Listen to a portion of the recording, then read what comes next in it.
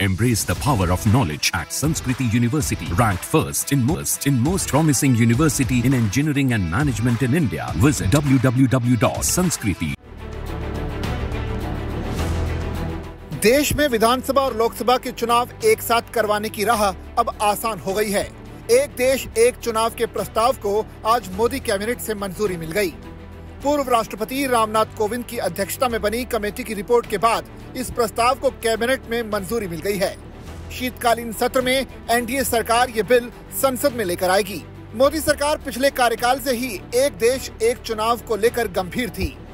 PM Modi ने कई मौकों पर और चुनावी जनसभाओं में भी वन नेशन वन इलेक्शन की बात कही थी। हाल ही में एनडीए सरकार के 100 दिन पूरे होने पर केंद्रीय गृह मंत्री अमित शाह ने वन नेशन वन इलेक्शन के एनडीए के संकल्प को दोहराया था और अब संसद के शीतकालीन सत्र में इस प्रस्ताव पर विधेयक पेश किया जाएगा। एक्सटेंसिव कंसल्टेशन के बाद में एक रिपोर्ट सबमिट की थी। वो रिपोर्ट आपको ऑनलाइन अवेलेबल है। ये वेबसाइट आपके सामने रखा हुआ है और आप यहाँ से ऑफिशियल वेबसाइट से डाउनलोड करना। Cyber security is more important, right?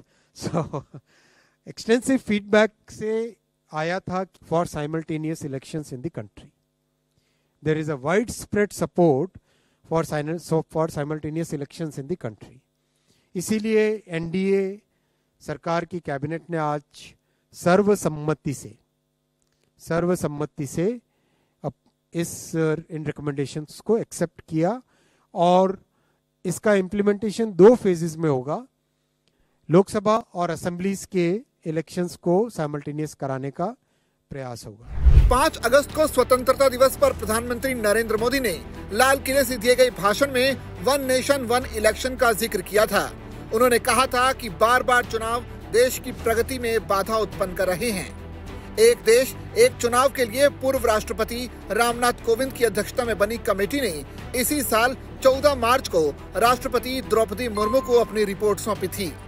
One nation one election की ये रिपोर्ट 18,626 पन्नों की है।